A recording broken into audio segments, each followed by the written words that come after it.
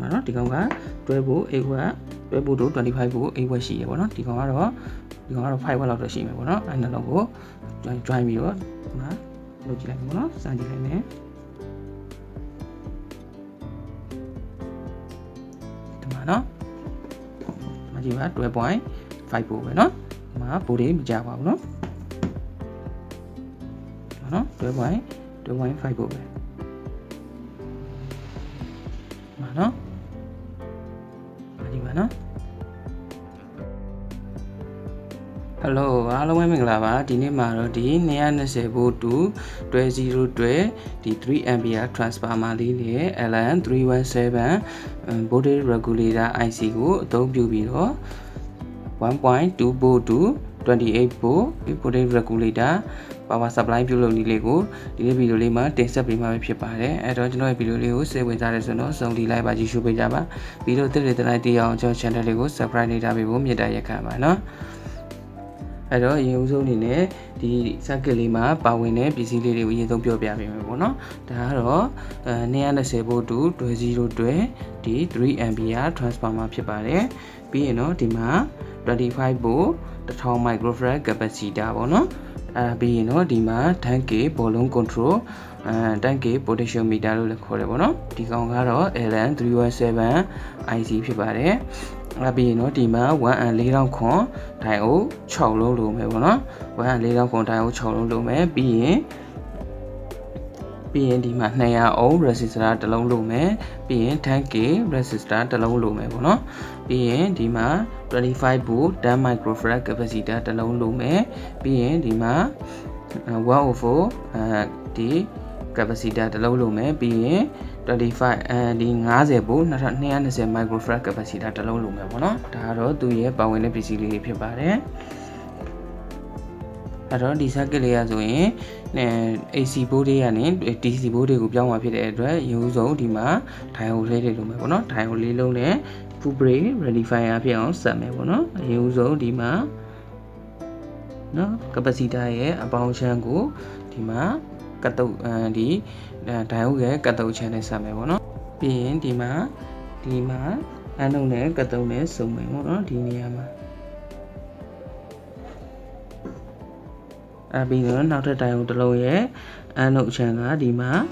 နော် capacitor ရဲ့အနှုံနဲ့ဆက်မယ်နော်ပြီးရင်တော့နောက်ထပ် diode တစ်လုံးရဲ့ဒီမှာကတ်တုတ်ချမ်းကဒီ capacitor ရဲ့အပေါင်းမှာပဲဆက်မယ်ပေါ့နော်ပြီးရင်တော့နောက်ထပ် diode တစ်လုံးရဲ့ဒီမှာကတ်တုတ်ကဒီ diode ရဲ့အနှုံနဲ့ပေါင်းမယ်ဒီမှာနော်ဆိုရင်တော့ဒီမှာ AC ဝင်မဲ့နေရာရမယ်ဒီမှာ AC ဝင်မဲ့နေရာရမယ်ဒီမှာအနှုတ်ရမယ်ဒီမှာအပေါင်းရမယ်ပေါ့နော်ပြီးတော့ဒီမှာ200 ohm resistor နဲ့ဒီ IC ရဲ့ pin number 1နဲ့2ကိုဆက်မယ်နော်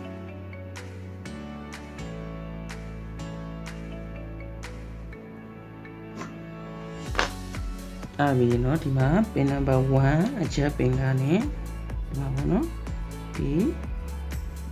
volume control ရဲ့အလဲပင်နဲ့ကိုဆက်မယ်နော်ပြီးတော့14000 ခွန်ဒိုင်အိုကကတ်တုတ်ချမ်းကဒီပင်2ကိုဆက်မယ်အနှုတ်ချမ်းကဒီမှာပင်1ကိုဆက်မယ်နော်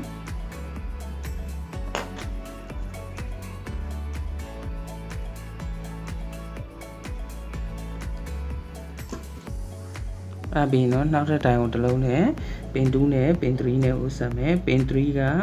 ကတ်တုတ်ပင်1ပင်2ကအနှုတ်နော်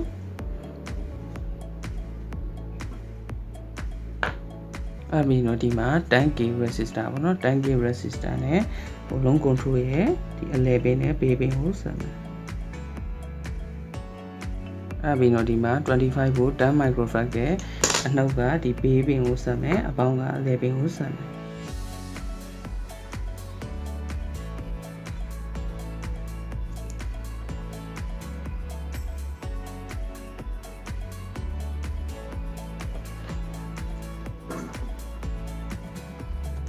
ပြီးတော့ဒီမှာဒီ input minus ပင်ကဒီမှာဆက်မယ်နော်ဒီကောင်နဲ့ဒီကောင်လေးကို join မယ်ပေါ့နော်ဒီမှာ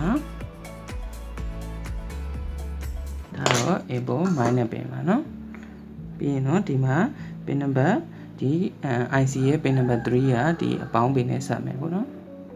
အဲ့တော့ဒီမှာနော် pin number 3ရဲ့အဲ့တော့ဒီမှာအပေါင်းဆက်မယ်နော်ဒါဆိုရင်ဒီမှာ input အပေါင်းရပါပြီဒီမှာ input အနှုတ်ရပါပြီပေါ့နော်အဲ့ပြီးတော့ဒီမှာ1/4 capacitor နဲ့ဒီ capacitor ကိုအတူတူ try မယ်ပေါ့နော်ဒီမှာအနှုတ်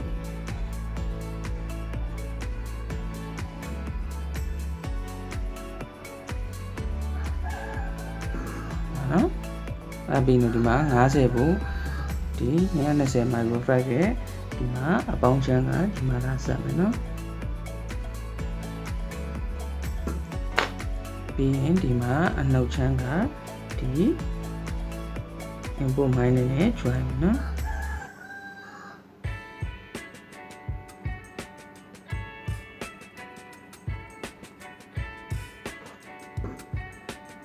အဲ့ပြီးတော့ဒီမှာ output ကoutput wire နှစ်ချောင်းကိုဒီမှာဒီအနှုတ်နဲ့ဒီအပေါင်းလေးဆက်မယ်ပေါ့နော်အဲ့တော့ဒီမှာဒီကောင်ကအနှုတ်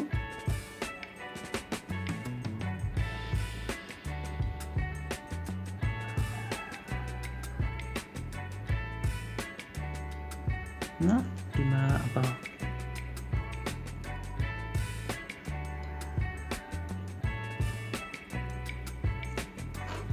နော်ဒါဆိုလို့ရှိရင်အပေါင်းနဲ့အနှုတ်နဲ့ရပါပြီနော်အဲ့ပြီးတော့ဒီမှာ24 volt AC input အတွက်ဒီမှာနော်ဒီတွဲနေရာမှာဒီတွဲပင်တစ်ခုကိုဆက်မယ်ဒီ0ကတော့မဆက်ဘူးနော်ဒီကောင်တစ်ခုကိုအလယ်မှာပို့ပြီးတော့ထားမယ်အဲ့တော့ဒီမှာ AC ပြတဲ့အတွက်ဒီဘက်ကိုတစ်ချောင်းဝင်မယ်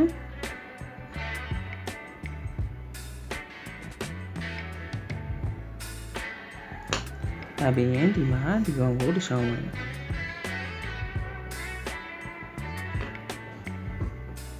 နော်ဒါဆိုလို့ရှိရင်တော့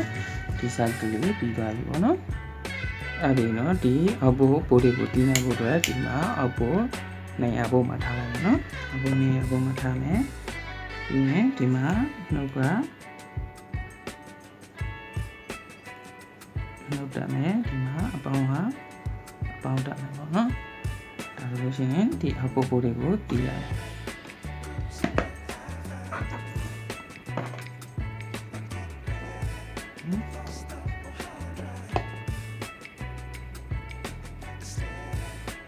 နော်ဒါဆိုလို့ရှိရင်ဒီမှာပလက်ထိုးလိုက်နော်ဒါဆိုလို့ရှိရင်ဒီမှာ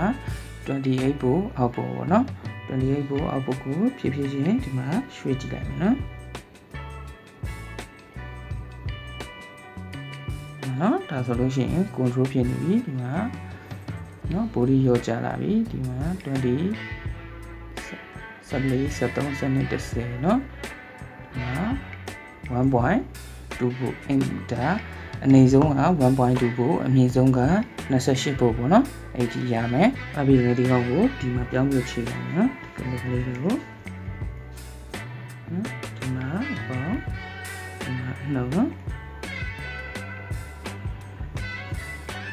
ဒီကောင်ကိုစမ်းကြည့်လို့နော်အဲ့တော့ဒီကောင်ကိုအရင်ဆုံးတွဲဖို့မှာထားကြည့်လိုက်မယ်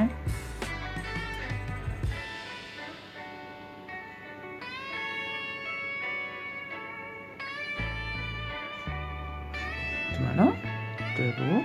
အဲ့တော့ဒါကတွဲဖို့မြည်ဒီပေါ့နော်ဒီကောင်လေးကိုထွန်းကြည့်မယ်ဒီမှာနော်ဒီမှာပေါ့နော်ဒါဆိုလို့ရှိရင်ဘိုးတွေမရော့တော့ဘူးเนาะမကြည့်ပါနော်ဘိုးလုံးကမရော့တော့ပါဘူးနော်ဒီတိုင်းပါနော်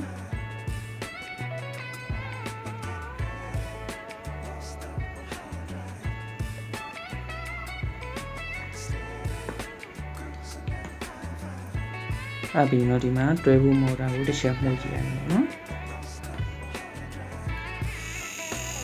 နော်မရောတော့ဘူးသူလည်းနော်ကိုဒီတင်လို့ရမယ်နော်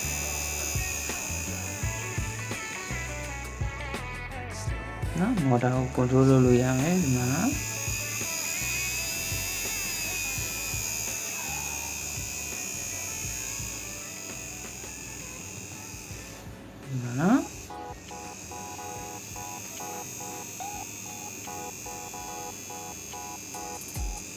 ရန်ကိုသုံးဝင်ပစ္စည်းကြီးပါနော်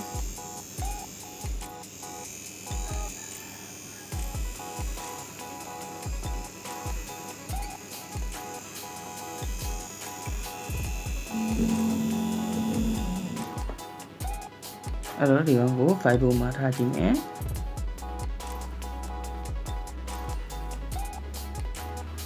နော်ဒီမှာ 5.2 ကိုအဲ့တော့ဒီမီဒီက5ပုံမီဒီဖြစ်တဲ့အတွက်ဒီကောင်လေးကိုထွန်းကြည့်မယ်နော်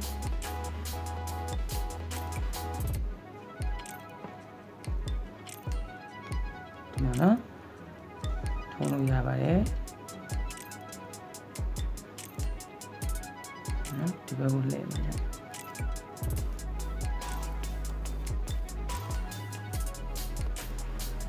နော်ဘိုးလုံးဝမကြာပါဘူးเนาะအဲ့တော့ဒီပစ္စည်းလေးကတော့ရန်ကိုသုံးဝင်တဲ့ပစ္စည်းလေးပဲဖြစ်ပါတယ်အဲ့တော့ကြည့်ရှုအားပေးကြတဲ့မိတ်ဆွေများအားလုံးကိုကျေးဇူးအထူးပဲတင်ရှိပါတယ်เนาะနောက်တစ်ဗီဒီယိုတွေမှာပြန်လည်တွေ့ကြပါမယ်ဘိုင်ဘိုင်